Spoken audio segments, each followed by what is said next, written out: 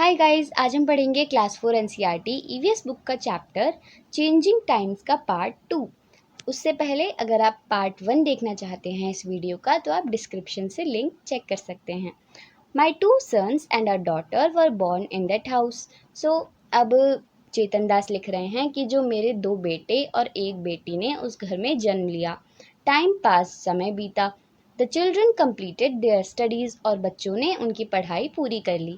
15 years ago, 15 साल बाद, our daughter Simi got married and moved to Palwal. हमारी बेटी सिमी की शादी हो गई और वो पलवल चली गई।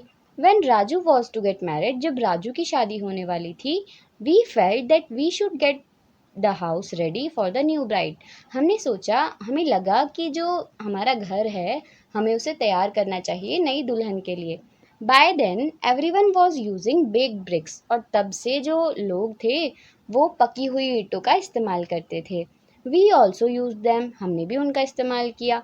For the walls and put a lintel for the roof.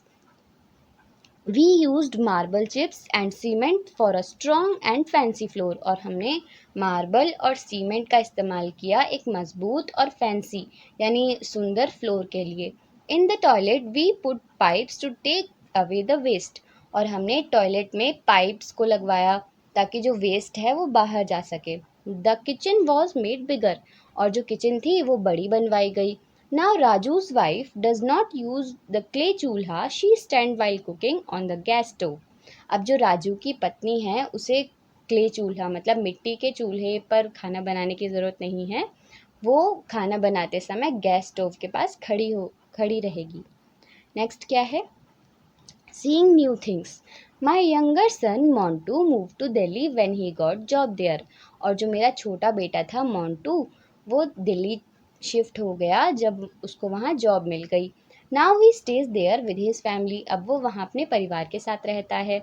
Suman and I stay with Montu for some months in a year and with Raju in Sohna for the rest of the time. और सुमन और मैं साल के कुछ महीने मोंटू के पास और बाकी जो बचा समय होता है वो राजू के पास सोहना गांव में बिताते हैं। On the way to Delhi from Sohna we go through Gurugram और दिल्ली से सोहना तक के रास्ते में हमें गुरुग्राम से होकर जाना पड़ता है। So many big high rise buildings have come up there और इस रास्ते में बहुत ज़्यादा ऊंची और बड़ी बिल्डिंग्स आती हैं। A few years ago, Raju renovated the toilet and the bathroom. He used to color tiles in this bathroom. Imagine spending so much money for a place to have a bath. अब वो बताते हैं कि कुछ सालों पहले राजू ने अपने टॉयलेट और बाथरूम को रिनोवेट कराया था और उन्होंने अपने टॉयलेट और बाथरूम में कलर्ड टाइल्स का इस्तेमाल किया था। और वो कह रहे हैं कि सोचिए ज़रा कि एक ऐसी जगह के लिए इतना खर्चा किया गया जहाँ पर नहाते हैं। I am now 70 years old, अब मैं 70 साल का हूँ। इन ऑल दीज ईयर्स, इन सब सालों में I have seen so many changes, मैंने बहुत से बदलाव देखे। Even in my own house, अपने खुद के घर में। I don't know where my grand children will want to live and how their houses will be. मुझे नहीं पता कि जो मेरे ग्रैंड चिल्ड्रंस होंगे वो कहाँ रहना चाहेंगे और उनका घर कैसा होगा। I wonder what the houses are like in Dera Ghazi Khan today. और मैं सोचता हूँ कि डेरा गाजी खान में आज कैसे घर होंगे। And how about all my friends, where will they be. और मैं सोचता हूँ कि मेरे जो फ्रेंड्स हैं, मेरे जो दोस्त हैं वो कैसे होंगे और कहाँ होंगे। ये थी इस पार्ट की एक्सप्लेनेशन। अब हम इसकी एक्सरसाइज देखेंगे। अब हमारे पास इसकी एक्सरसाइज है। फर्स्ट क्वेश्चन है, what materials have been used in making your house. आपका घर बनाने में कौन कौन से मटेरियल्स का यूज़ हुआ है? Cement, sand, brick, tiles, wood, iron, rods, etc. Find out the materials from which your friends house is made. Is there any difference? Write about it. अब आपको बताना है कि आपके दोस्त का घर कौन कौन से मटेरियल से बना है और आपका कौन से मटेरियल से बना है। क्या दोनों में कोई डिफरेंस है? इसमें आप लिखेंगे, my friends house is made of cement, sand, brick, stone, marble, iron, rod, would, etc. Their house has marble on the floor. Next क्या है, what kind of house do you think Chetan Das grand children will live इन। आपको क्या लगता है कि जो चेतन दास के grand children होंगे वो कैसे घर में रहना पसंद करेंगे? They will live in cemented houses.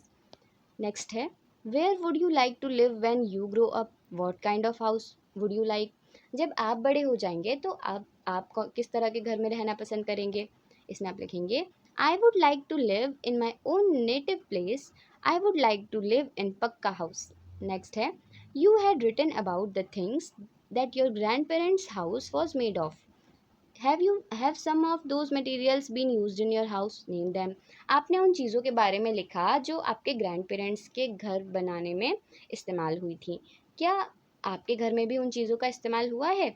सो आपको इसमें लिखना है yes wood is use in my house as well as in my grand pa's house. हाँ, लकड़ी का इस्तेमाल मेरा घर बनाने में भी हुआ है और मेरे दादाजी का भी घर बनाने में हुआ है। थर्ड क्या है in your place what do you call a person who works with would?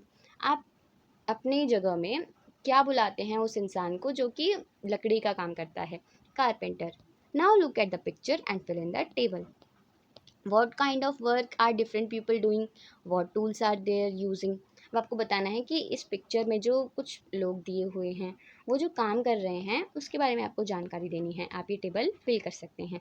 Next क्या है with your teacher or someone from home go to a place where building is being constructed. Talk to the people working there and find out answer to these questions.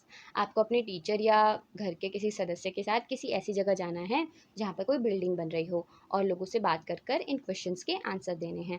What is being built there? वहाँ पर क्या बन रहा था? House. How many people are working there? कितने लोग वहाँ काम कर रहे थे? About 20.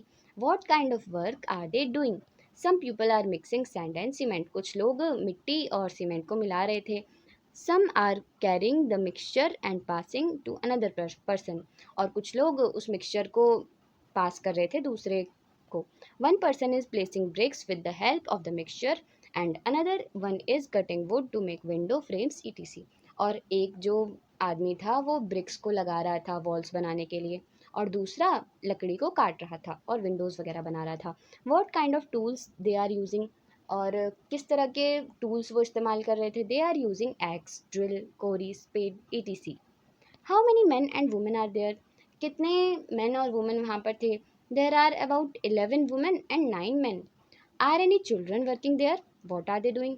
क्या वहाँ पर कोई बच्चा काम कर रहा था और वो क्या कर रहा था? No. How much money do these people get daily? Ask from any 3 different people. इन सभी लोगों को रोज़ाना कितने रुपए मिलते होंगे इस काम के लिए? किन्हीं 3 लोगों से पूछिए। First carpenter rupees 2200, mason rupees 200, helper 100। Where do the people who work there live? और ये जो लोग हैं जो यहाँ काम कर रहे हैं वो कहाँ रहते हैं? They live in tents near the building place. What material are being used for making the building? और ये बिल्डिंग बनाने के लिए कौन कौन से मटेरियल का यूज़ हो रहा है? Would, cement, rod, sand, bricks, small stones, plastic, etc. Guess how many trucks of bricks and bags of cement will be used for making the building? Imagine guess कीजिए कि ये बिल्डिंग बनाने के लिए कितने बोरे सीमेंट्स और कितने ट्रक ईंट की ज़रूरत पड़ी होगी? 50 bags of cement and 3 truck of bricks. How does the material reach the building site? By truck, hand cart, any other vehicle, list them. ये जो मटेरियल था वो बिल्डिंग साइट पर कैसे पहुंचा? इसमें आप लिखेंगे by truck. Find out the price of the following. आपको इन सब के यहाँ पर आपको एक लिस्ट दी है, आपको उनके रेट पता करने हैं। 1 बैग ऑफ सीमेंट, एक बोरा cement, rupees 210। 1 brick, rupees 3। 1 truck of sand, rupees 4000। Next क्या है? How much sand is mixed with cement? कितनी रेत को सीमेंट के साथ मिलाया जाता है? 4 bag of sand is mixed with 1 bag of cement. Why is iron rod use? जो आयरन रॉड है वो क्यों इस्तेमाल की जा रही है? It makes the building strong. ये बिल्डिंग को स्ट्रॉन्ग बनाती है। सो यहाँ आपका चैप्टर फिनिश होता है। एंड अगर आपको हमारी वीडियो पसंद आई तो हमारी वीडियो को लाइक और चैनल को सब्सक्राइब करें। Thanks for watching.